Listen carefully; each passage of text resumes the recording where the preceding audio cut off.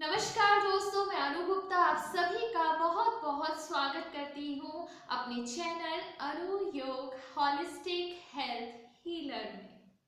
आज का टॉपिक दोस्तों बहुत इंटरेस्टिंग है क्योंकि बहुत से लोग कहते हैं हमें हीलिंग का, रेकी हीलिंग का कोई इम्पैक्ट नहीं मिलता, हम पर रेकी काम ही नहीं करती, रेकी से कुछ नहीं होता, ये कुछ भी नहीं है, सब बकवास है। इस तरह की बातें आपने बहुत सुनी होंगी, लेकिन यकीन मानिए उसके पीछे कुछ कारण है। रेकी 100% काम करती है क्योंकि reiki is the most auspicious energy, it is the vital energy of the universe which we are getting through the process of reiki. Reiki की प्रोसेस के द्वारा हम परमात्मा की, जिसने ये सृष्टि बनाई है, पूरा यूनिवर्स बनाया है, उनकी एनर्जी को प्राप्त कर पाते हैं। तो बताइए वो कैसे काम नहीं करेगी? वो 100% काम करती है, लेकिन गलतियां हमसे होती हैं। आज मैं उन्हीं गलतियों को आपको बताने जा रही हूँ। अपनी पिछली वीडियो में मैंने बताया था कि किस तरह से हम अपने रूम को तैयार करें रेकी हीलिंग रिसीव करने से पहले, जिसके द्वारा हमारी रेकी हीलिंग का रिजल्ट बढ़ जाए। आज की वीडियो में मैं आपको उन फैक्टर्स से रूबरू कराऊंगी जिनको आपको अपने मन के द्वारा करना है। पहले सारे फिजिकल थे, इस बारी आपको अपने माइंड सटल लेवल पर आपने क्या क्या करना है कि आपकी रेकी हीलिंग काम करने लगे बहुत बढ़िया से। तो बनिएगा मेरे साथ आज की वीडियो में। ये पॉइंट है 12 पॉइंट्स, इनको आपने ध्यान रखना है। और रेकी हीलिंग अगर आप ले रहे हैं, नहीं भी ले रहे, तो इनमें से बहुत से पॉइंट ऐसे हैं जिनको आप अपनी रोजमर्रा की जिंदगी में अगर अपनाएंगे तो आपका जीवन वैसे ही पॉजिटिव हो जाएगा काफी हद तक। सबसे पहली चीज ये है कि आपको पॉजिटिव रहना है, आपको ट्रस्ट करना है, प्रोसेस जो है उस पर ट्रस्ट करना है, पॉजिटिव एटीट्यूड के साथ, फेथ के साथ रेकी को रिसीव करना है, उसको ग्रहण करना है। अगर आप ट्रस्ट के साथ, फेथ के साथ, विश्वास के साथ इसको नहीं ग्रहण करेंगे, आपने यानी डिस्ट्रस्ट यानी एक नेगेटिव एनर्जी, पहले इतनी बड़ी नेगेटिव एनर्जी अपने अंदर रखी हुई है, जिसके कारण फिर हीलिंग का कोई असर ही नहीं होगा। आपने क्या करना है? अपने अंदर एक विश्वास बनाना है। आप वीडियोस देखिए, मैं जो बताती हूँ रेकी हीलिंग क्या है, universal auspicious energy, universal vital energy, ठीक है, तो 100% काम करती है।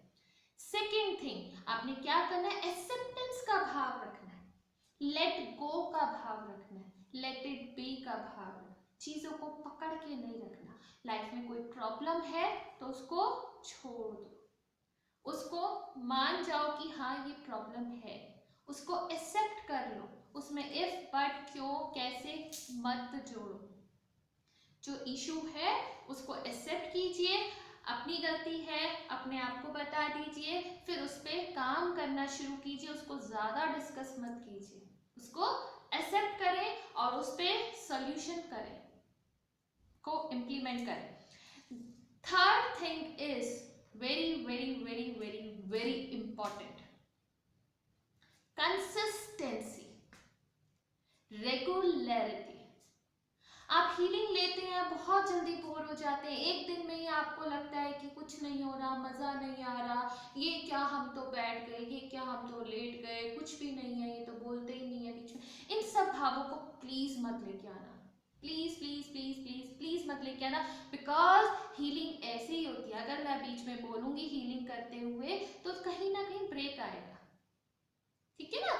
उस समय हमने, जो हीलर होता है उसने कनेक्ट किया होता है यूनिवर्सल एनर्जी से, इसलिए नहीं बोलते। तो इट्स बेटर, जैसे मैंने अपनी लास्ट वीडियो में भी आपसे शेयर किया था, आप कोई लाइट म्यूजिक खुद ऑन करके रखिए ना। आपके हीलर ने ऑन जरूर किया होगा, हो सकता है कई बार ना भी किया हो, कोई प्रॉब्लम नहीं है। आप अपने रूम में खुद से म्यूजिक कुछ ऑन करके रखिए, लेकिन तड़कता भड़कता नहीं भाई, कोई ऑस्पिशियस म्यूजिक, कोई इंस्ट्रूमेंटल म्यूजिक, कुछ लाइट म्यूजिक, ठीक है। तो आपने लेकिन इसके साथ में एक चीज जोड़ूंगी, कम से कम 21 डेज की रेगुलर हीलिंग लेनी है, उससे कम हीलिंग नहीं चलेगी। और मैं तो अपने पेशेंट्स को रिकमेंड करती हूँ at least you must take 40 days of healing regularly, तब और ज्यादा आपको अच्छे रिजल्ट मिलेंगे, स्टेबल रिजल्ट मिलेंगे। ठीक है, next point, follow up sessions. After taking 21 days or 40 days regular healing, you must take follow up sessions. अगर आपको कोई क्रॉनिक प्रॉब्लम है, क्रॉनिक मेंटल इशू है, chronic health issue, physical issue है, क्रॉनिक लाइफ इशू है, तो आप 40 days से ज़्यादा भी रेगुलर ले सकते हैं। और अगर आपकी प्रॉब्लम 40 डेज में, 21 डेज में ठीक हो चुकी है, तो उसके बाद आपने फॉलोअप सेशंस लेने हैं। यानी या तो हफ्ते में एक बार, ऑल्टरनेट डेज में स्टार्टिंग में आप कीजिए, फिर हफ्ते में एक बार ले आइए, 10 दिन में एक बार, फिर 15 दिन में, इस तरह से आप फॉलोअप सेशंस लेते रहिए। बाद में भी आप मंथ में एक बार लीजिए ना। और बेस्ट ऑप्शन ये है, आप फर्स्ट लेवल कर लीजिए और खुद ही अपने आप को हील कीजिए। जो लोग कर सकते हैं, टाइम निकाल सकते हैं, वो खुद से ज़रूर सीखें, अट्यूनमेंट लें। आप मेरे से भी अट्यूनमेंट ले सकते हैं, that will be paid, but है आप मेरे से अट्यूनमेंट ले, फर्स्ट और सेकंड लेवल की, उसको सीखिए और खुद से हील कीजिए, बेस्ट। ठीक है ना। Next point, be ready to adopt. हमेशा रेडी रहें हीलिंग के दौरान। देखिए, रिजल्ट दो तरह के होते हैं, डायरेक्ट होते हैं और इनडायरेक्ट होते हैं। किसी किसी को हीलिंग से ही उनकी प्रॉब्लम ठीक हो जाती है, छोटी मोटी प्रॉब्लम तो सच में उसी टाइम ठीक होती है। हेडेक हो गया, स्वेलिंग हो गई, उसी टाइम 3-4 दिन में ही देखना। हेडेक तो उसी टाइम, अगर आपका अभी भी हुआ, आपको जेन्युइनली नहीं होता है, उसी टाइम ठीक होता है। तो इस तरह की चीज़ों में तो आपको डायरेक्ट रिजल्ट मिलेगा। आपने अपना बिजनेस सेटअप करना, आपके पास टीम नहीं है, आपके पास वेन्यू नहीं है, जगह नहीं है, क्लाइंट नहीं है, आपने हीलिंग दी इस चीज पे, आपने हीलिंग ली, किसी से करवाई उस चीज के लिए, तो क्या होगा, आपको इस तरह उस तरह के लोग मिलने शुरू हो जाएंगे जिनके साथ आप काम करना चाहते हो। उस तरह के क्लाइंट्स खुद से आप अट्रैक्ट करेंगे या किसी के थ्रू आपको मिलेगा। तो ये हो गया इनडायरेक्ट रिजल्ट। तो बी रेडी टू एडॉप्ट। अगर आपको कोई हेल्थ इशू है, कई लोग ना बहुत रिजिड होते हैं कि ऑल्टरनेटिव थेरेपीज ही सब कुछ कर सकती हैं, एलोपैथी तो बकवास है, please please please please please, सब हमें हेल्प करती हैं। जहां से आपको बेस्ट पॉसिबल वे लगे आप उसको अडॉप्ट कीजिए, कहीं पर भी रिजिड एक बात को पकड़ के मत बैठिए। ट्रॉमेटिक कंडीशंस में आप ज़रूर स्टार्टिंग में एलोपैथी में चले जाइए, आप नेचुरोपैथी में जाएंगे, उनके रिजल्ट बहुत स्लो होते हैं, आपको प्रॉब्लम हो जाएगी। इसलिए अपने माइंड को खोल के रखिए, be ready to adopt the best possible way to heal your own condition. So next जो चीज आपने अडॉप्ट करनी है, नीड टू रिमूव एंगर। आप एक दिन आधा घंटा भी गुस्सा करेंगे ना, उसका असर 7 दिन तक रहेगा। अब आपने हीलिंग वाले दिन भी गुस्सा कर लिया, तो सारी हीलिंग जो एनर्जी थी वो तो उस गुस्से की एनर्जी को, नेगेटिविटी को ही क्लीन करने में लग गई ना। तो नीड टू रिमूव एंगर 100%। गुस्से को आपको पूरी तरह से खत्म करना होगा, तभी आपकी लाइफ में कुछ हो पाएगा। ऐसा नहीं है, गुस्से के साथ भी बहुत से लोग प्रोग्रेस करते हैं, लेकिन हमें तो अच्छी चीजों को अडॉप्ट करना है ना, उन कुछ एग्जांपल्स पे फोकस नहीं करना, राइट। तो नेक्स्ट पॉइंट पर हम आते हैं, need to remove fear. Fear को हमें जरूर रिमूव करना है। उसका एक बहुत बड़ा फैक्टर ये है, उसका बहुत बड़ा कारण, कॉज ये है, अगर हमारे अंदर डर है, अगर हमारे अंदर डर है, तो क्या होगा, हमारी इम्यूनिटी अपने आप खत्म हो जाएगी। हमारे अंदर डर होगा तो हमारी एड्रेनलिन वगैरह बड़ी बड़ी तेजी से ऐसे ऐसे करके निकलेंगे, और जब ये चलते हैं ना, तो बहुत सारी प्रॉब्लम्स ना वे अपने साथ गिफ्ट में लेके आते हैं। तो फियर को निकालना है, एंगर को निकालना है। फियर होगा तो कैसे काम करेगी रेगी, और फियर करना क्यों है, ये तो मोस्ट ऑस्पिशियस, जिसने पूरी दुनिया बनाई है, उसी की एनर्जी है ना, तो ये काम करेगी ना।